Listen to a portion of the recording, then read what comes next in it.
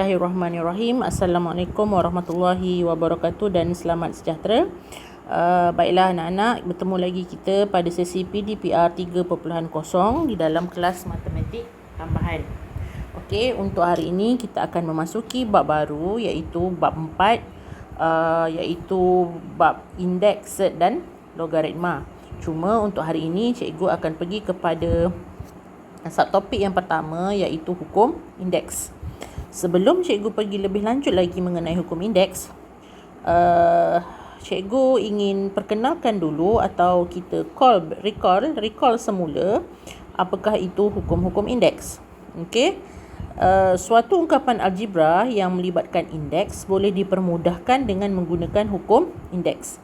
Selalunya hukum indeks ini kita akan gunakan apabila kita ingin meringkaskan indeks yang banyak asasnya diberi. Di mana dalam hukum indeks apabila menyebut asas, andaikan A kuasa N, okey, yang ini kita panggil asas dan yang ini kita panggil kuasa. Okey, di mana dalam hukum indeks asas yang terkecil bermula dengan asas 2, 3, 5 dan seterusnya 7 dan seterusnya lah. Okey, bila sebut asas paling kecil maksudnya asas 2 ini adalah asas yang paling kecil. Okey, hukum indeks yang perlu kamu ketahui ada 3. Asasnya ada 3. Okey, di mana yang pertama, apabila sesuatu asas itu sama, maka apabila melalui operasi darab, maka kuasanya itu kita tambahkan. Dan apabila sesuatu asas itu sama dan melalui operasi bahagi, maka kuasanya itu kita tolakkan.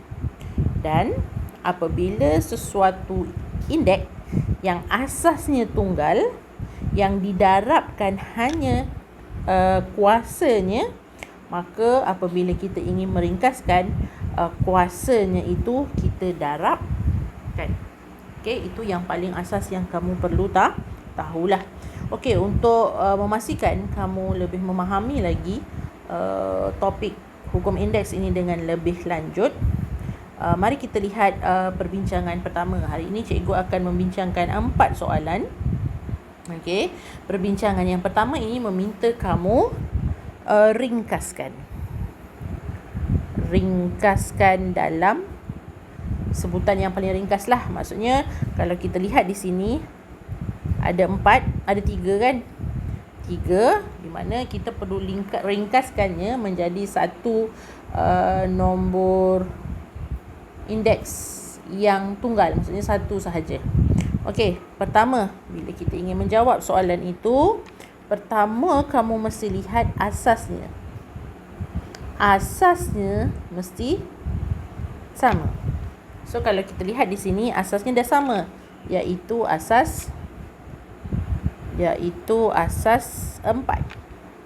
Maka tak perlu kita menukarkan asas lah. Dan operasi yang terlibat, yang pertama adalah darab dan yang kedua adalah bahagi.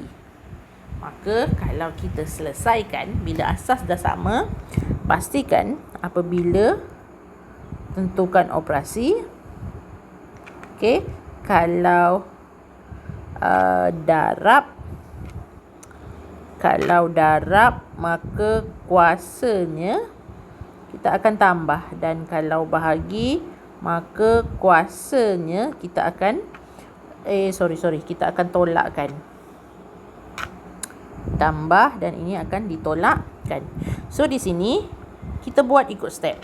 Yang kita nampak dulu adalah darab. So apa yang kita kena buat? Kita selesaikan dulu yang atas tu. Kita ringkaskan yang atas. So asas dah sama. Jadi maka yang terlibat adalah asas 4. Maka operasi darab, maka kuasanya itu dia akan jadi tambah. Okey. Dan yang kedua operasi bahagi. Bila bahagi, kuasanya akan jadi tolak N lah, sebab dibahagi. So bila kita ringkaskan, dia jadi nilai satu tunggal, iaitu 4 2N tolak N akan jadi N tambah M. Itu bila kita sebut ringkaskan, jawapan akhir mesti dalam sebutan yang paling ringkas lah. Okey. Itu yang pertama. Itu apabila asasnya sama. Okey, kita lanjutkan lagi dengan yang kedua. Yang kedua ni, kalau kita lihat penyelesaiannya, kalau kita lihat asasnya sama, kan? So sama, maka apa yang perlu kita lakukan adalah pecahkan dulu. Di mana kalau kita lihat 3 kuasa M, okey, tambah ni sebenarnya adalah darab. Kan tadi tambah, kalau kuasanya itu tambah, dia datang daripada mana? Datang daripada asasnya yang kita darabkan. Kan tadi yang ni, nampak? Bila tambah, sebenarnya asasnya kita darabkan. Kenapa kita pecahkan dia? Sebab kat sini bukan operasi darab atau bahagi. Kat sini ada operasi tolak. So kita kena pecahkan dia. So bila pecahkan, dia akan jadi 3 kuasa M darab dalam indeks. Bila dot macam ni, maksudnya dia adalah darab. Okey. Tolak 3 kuasa M. Okey. Oleh kerana sini ada nombor bulat, sebenarnya 3 kuasa M ni sebenarnya adalah darab 1. Okey.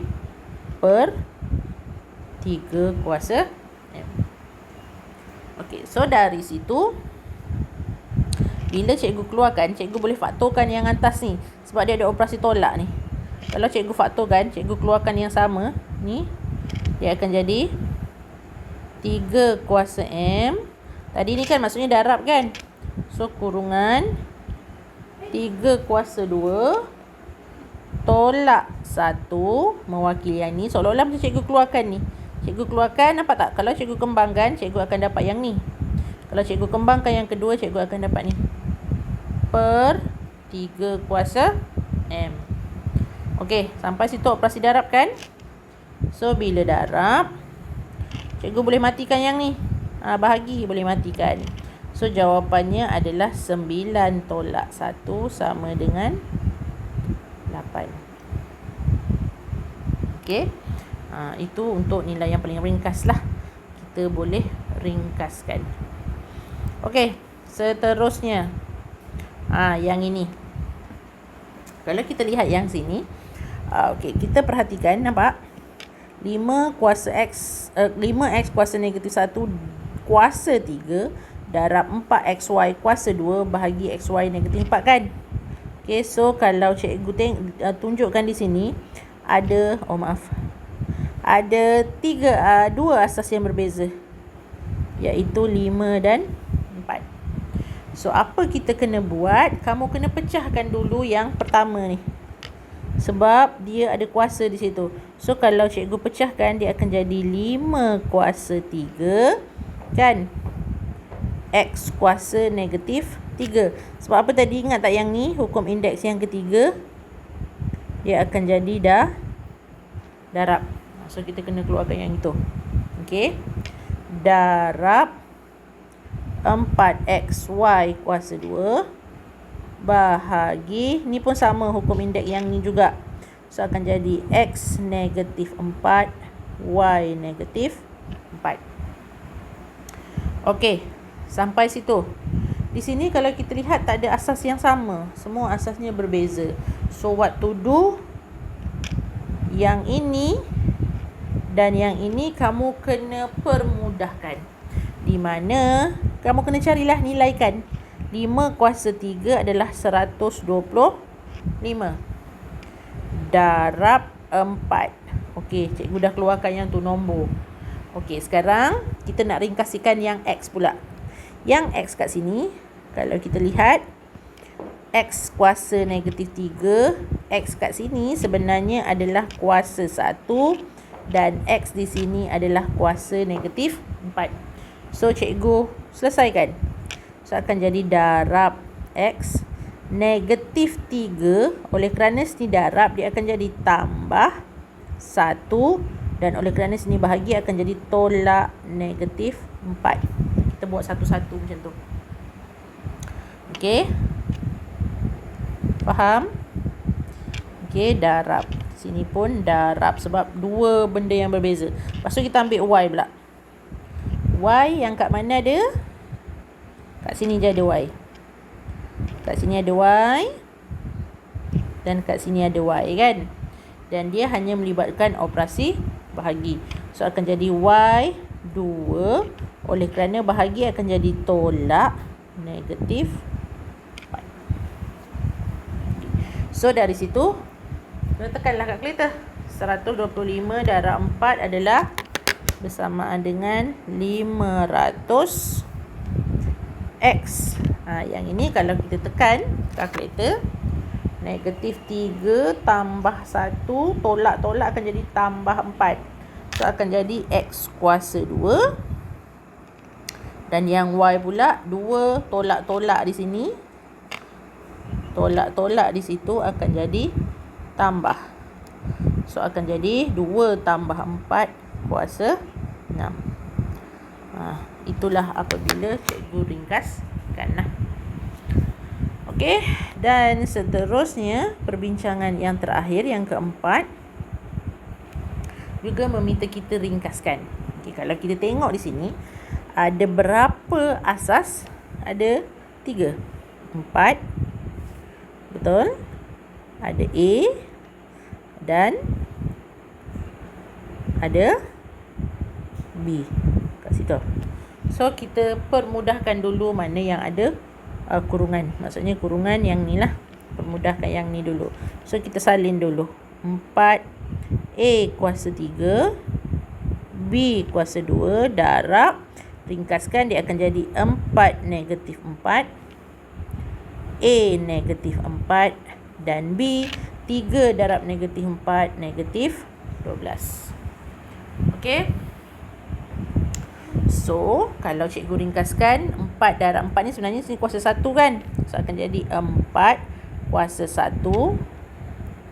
So, dia akan jadi sama dengan 4 kuasa 1 tolak 4. Sebab apa? Dia operasi darab. Bila darab, dia akan jadi tambahlah dia punya kuasa kan. Okey.